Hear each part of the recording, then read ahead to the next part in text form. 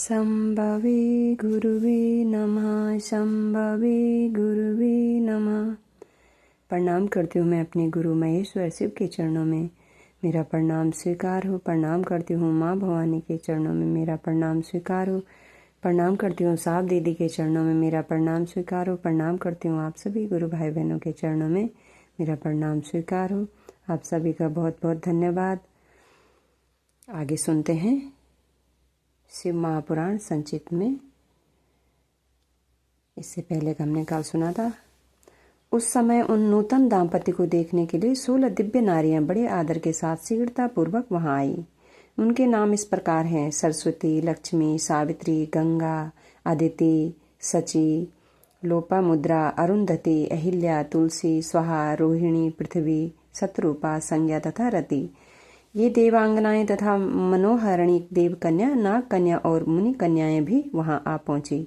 वहां जितनी स्त्रियां उपस्थित थी उन सबको गणना करने में कौन समर्थ है। उनके दिए हुए रत्नमय सिंहासन पर भगवान शिव प्रसन्नता पूर्वक बैठे।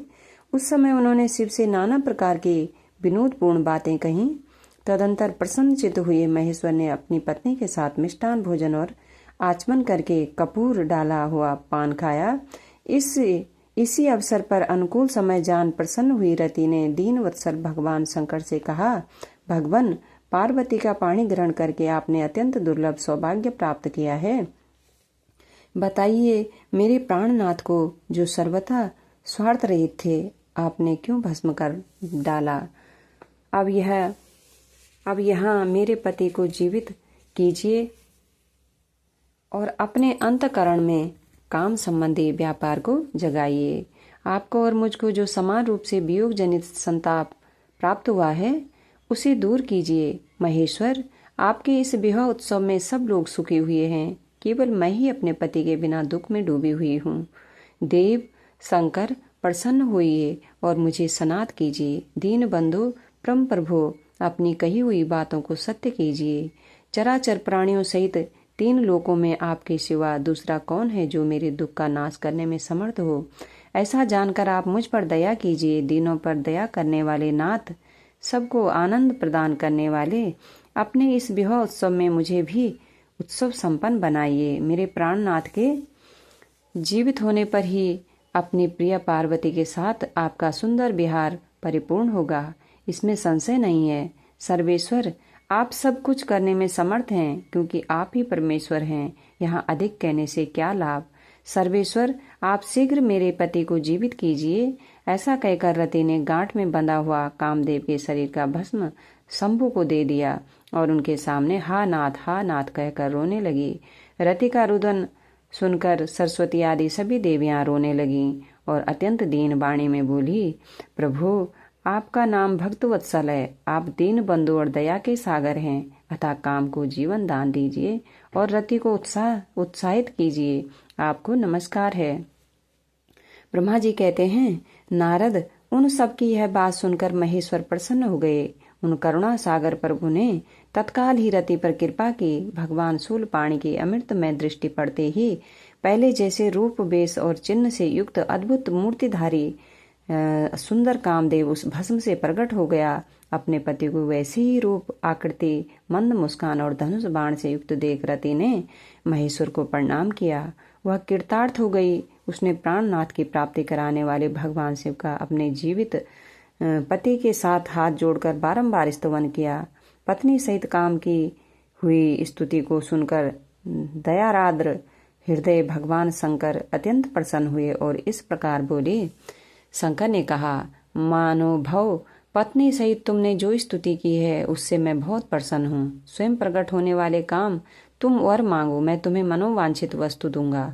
शंभु का यह वचन सुनकर कामदेव महान आनंद में निमग्न हो गया और हाथ जोड़कर मस्तक झुकाकर गदगद वाणी में बोला। कामदेव ने कहा, देव देव महादेव, करुणा सागर प्रभु, यदि आप मुझ पर प्रसन्न हैं तो मेरे लिए आनंददायक हुए। प्रभु, पूर्व काल में मैंने जो अपराध किया था उसे क्षमा कीजिए। स्वजनों के प्रति परम प्रेम और अपने चरणों की भक्ति दीजिए।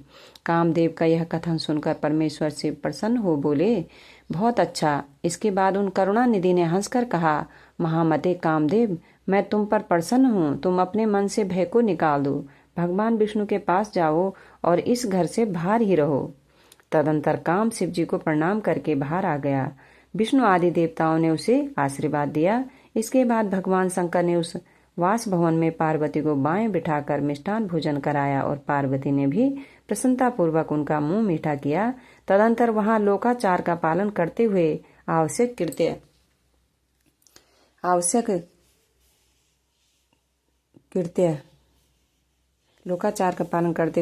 कृत्य करके मैना और हिमवान की आज्ञा ली भगवान शिव जनवासे में चले गए। मुने उस समय महान उत्सव हुआ और वेद मंत्रों की ध्वनि होने लगी। लोग चारों प्रकार के बाजे बजाने लगे।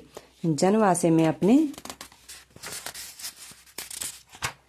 स्थान पर पहुंचकर शिव ने लोकाचारवश मुनियों को प्रणाम किया। श्रीहरि को और मुझे भी मस्तक झुकाया। फिर सब देवता आदि ने उनकी वंदना की। उस समय वहां जय जयकार, नमस्कार तथा समस्त विघ्नों का विनाश करने वाली सुखदायिनी वेद ध्वनि भी होने लगी। इसके बाद मैंने भगवान विष्णु ने तथा इंद्र ऋषि और सिद्ध आदि ने भी शंकर जी की स्तुति की।